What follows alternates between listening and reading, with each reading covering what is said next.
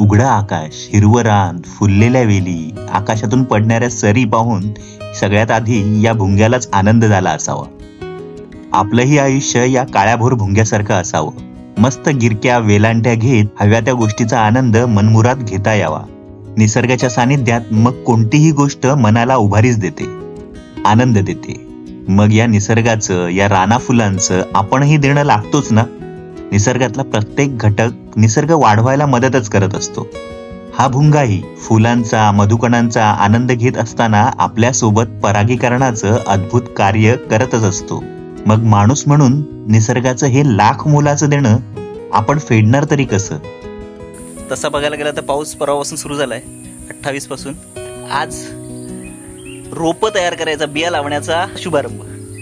बिया कोणत्या कोणत्या आणल्यात? जांभूळ आहे, नंतर आपला आवळकंठी आहे, बहावा आहे, फणसाच्या बिया आहेत. आंबे आत्ता नाही आणले, पण आंबे पुढच्या वेळी म्हणजे कधी, उद्या किंवा पुढच्या आठवड्यात शनिवार रविवारी घेऊन यायची, त्याची रोपं तयार करायची आणि रोपं मग जंगलात नेऊन लावायची. इथे बाजूलाच कृष्णकमळाची वेल आहे. ही जी आहे ती कृष्णकमळाची वेल आहे. इथे पपई आली आहे, त्याला छोट्या छोट्या पपया पण आल्यात. तिकडे पण पपई आहे आणि बाकी इथे काय मिरच्याचं रोप आहे 1-2. तर इथे बहुतेक ऊन पण असतं. छोट्या छोट्या प्लास्टिकच्या पिशव्या आणल्यात. इथे वाहून आलेली माती आहे सगळी. आपल्याकडे काय आज हत्यारं नाहीत, पण एवढा वेळ बास आहे. प्लास्टिकच्या पिशव्या काही काठोकाठ भरायच्या नाहीत, आपल्याला उमडून घ्यायच्या आणि थोडी माती भरायची, जेणेकरून आपल्याला फक्त बिया रुजवायच्या आहेत, बस, बाकी काय नाही. दगड त्यातले बाजूला काढून घ्यायचे. लाल माती आहे इथे, त्या लाल मातीने पिशव्या भरल्यात. जांभूळ आहे, आवळकंठी आहे, जंगली आवळकंठी, जे ब्राऊन आवळे असतात ना, उन्हाळ्याच्या शेवटी आणि पावसाळ्याच्या सुरुवातीला जे मिळतात ते आहेत. माळशेज घाटामधनं येताना ते रस्त्यावरती आदिवासी बसलेले असतात ना, त्यांच्याकडनं ही जांभळं आणि आवळे घेतले होते, त्यांच्या बिया. आणि लास्ट टाइम जंगलात गेलो होतो तेव्हा मला हे भेटलं होतं, बहाव्याच्या शेंगा भेटल्या होत्या. आणि त्या बहाव्याच्या शेंग्यांच्या ह्या बिया आहेत. आणि हा बहावाचे रोपं पण तयार करायचे आहेत आपल्याला, आहेत म्हणजे कन्सिडरेबल आहेत. 15-20 बिया मी जमा करून आणल्या होत्या. म्हणजे 2 शेंगा आणलेल्या, पण एका शेंगामध्ये काहीच निघालं नाही आणि एका शेंगामध्ये खूप कमी बिया मिळाल्या, पण ज्या मिळाल्या त्या खूप चांगल्या.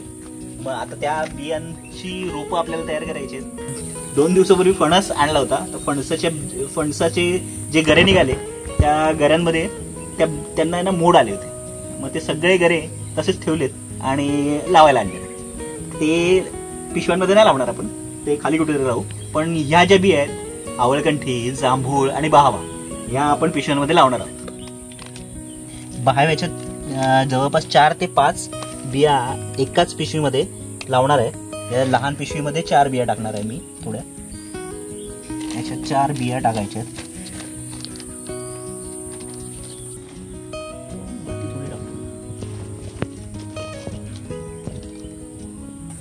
तर ह्या बाजूला ठेवायच्या. इथे आपल्याकडे ह्या पद्धतीने लेंडी खत आहे. आता ही ह्या झाडाला घातलेलं आहे, पण तरी सुद्धा ही मोठी झाडं आपण इथे ठेवणार आहोत. इथे कुत्रे वगैरे येतात आणि कुत्र्यांनी ते परत खराब करू नये. किती रुजत आहेत ते बघून मग त्यानुसार पुढे काय करायचं ते बघू. हा लाल माठ आहे, तो पण आलाय. त्याला बिया पण येतील, मग आणखीन फुटेल. आईचं भाजीचं काम होतं. इथे मिरची आहेत, हे उपटून टाकायचं आहे, त्याचा काही उपयोग नाहीये. उगाचच इथे गर्दी नको. त्याला मिरच्या आल्या बघा, मिरच्या आहेत. पिशव्याला खाली होल पाडायचे राहून गेले होते, ते 1-2 होल पाडणार आहे. जांभळाच्या बिया 2-2 बिया टाकायच्या पिशवीमध्ये. बहावा आणि जांभूळ झाला. आता आवळकंठी आहे. फणस तर आपण खाली लावणार आहोत. आवळा आवळा आवळा आवळा. यावेळी आवळ्याच्या पुष्कळ बिया आहेत आपल्याकडे. मागे इथेच जंगल आहे, रान आहे मोठं. त्या रानात लावून द्यायची. पाखरांचं पण काम होतं, माकडांचं काम होतं आणि माणसाचं पण काम होतं. त्याच्यावरती थोडी माती टाकू, बिया उघड्या नको, नाहीतर पाखरं प्राणी इथे खारुताई आहेत तर त्या खाऊन टाकतील. म्हणजे जर खायच्या असतील तर खारींना जमीन गाडा, नाही तर काय पण करा, काय फरक नाही पडत. त्या बरोबर उकरून खाऊन घेतात.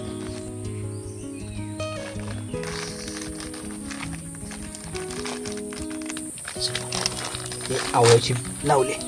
या बहाव्याच्या पिशव्या आहेत. या बहाव्याच्या पिशव्या नारळात आहेत. हे जांभूळ आहे. तर जांभळाच्या इथेच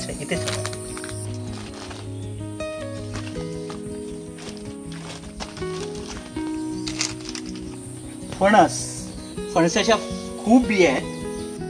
फणसाच्या बघा एवढ्या बिया आहेत. त्याला सगळ्यांना मोड आलेले आहेत. सगळ्या बिया या जंगलातल्या झाडांच्याच बिया आहेत की आपल्याला जी झाडं लावायची आहेत ती सगळी रानातली झाडं लावायची आहेत, ज्याचा इथल्या पक्ष्यांना, प्राण्यांना आणि निसर्गाला काहीतरी उपयोग होईल.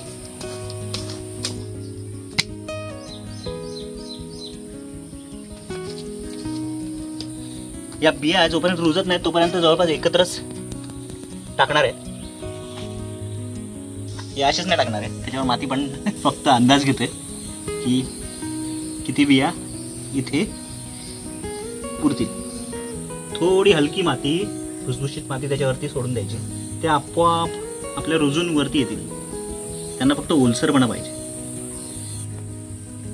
ओराला पण फणस, आवळकंठी, जांभूळ आणि बहावा 4 प्रकारची रोपं आपण रुजण्यासाठी लावली आहेत.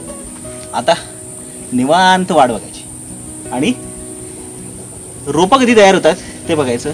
रोपं तयार झाल्यानंतर ती जर जास्त दाट झाली असतील वेगवेगळी काढायची आणि पुन्हा चांगल्या मातीमध्ये रुजवायची. थोडीशी कन्सिडरेबल मोठी झाली की मग शिफ्ट करायची जंगलामध्ये. तर आता आपण वाट बघूया बिया कधी रुजत आहेत आणि त्यांची रोपं कधी होत आहेत. आपण पुढच्या वेळी भेटू जेव्हा रोपं तयार होतील तेव्हा.